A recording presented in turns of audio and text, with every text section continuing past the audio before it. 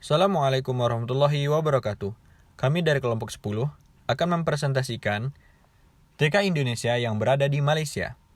Anggota kelompok kami yaitu Salwa Yunina, Muhammad Faizun Huda, Julia Ananda Putri, dan Ahsani Takwim. Data menunjukkan bahwa setiap tahunnya Indonesia memberangkatkan ratusan ribu tenaga kerja Indonesia ke luar negeri.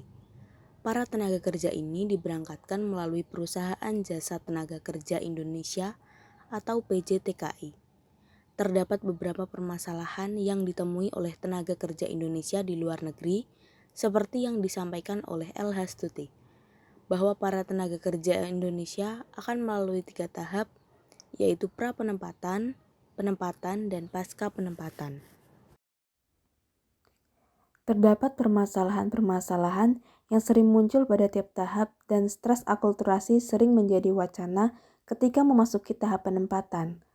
Pada tahap penempatan, para tenaga kerja Indonesia harus melakukan adaptasi terhadap budaya, bahasa, dan lingkungan yang baru. Proses penyesuaian diri tersebut juga meliputi pekerjaan.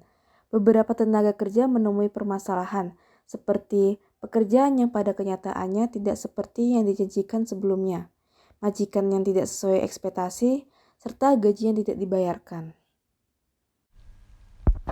Pernikahan secara sah merupakan jalan menuju akulturasi antar dua hal yang berbeda, baik dari agama, budaya, dan kewarganegaraan.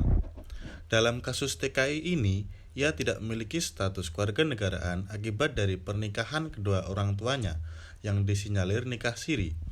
Nikah siri sendiri merupakan perkawinan yang ditentang oleh negara Indonesia berdasarkan pasal 2 PP nomor 9 tahun 1975 dan mengakibatkan ia tidak memiliki akta.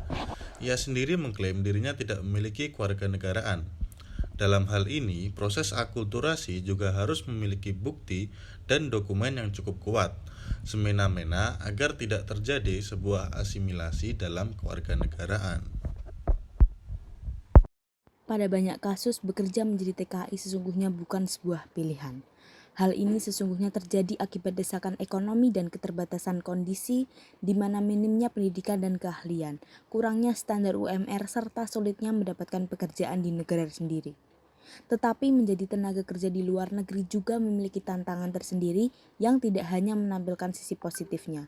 Karena tidak jarang TKI mengalami tindak kekerasan hingga mendapat tuduhan melakukan tindak kejahatan.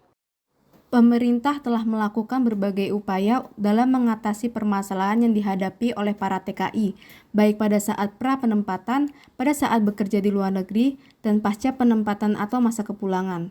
Namun, permasalahan tetap terjadi sepanjang tahunnya.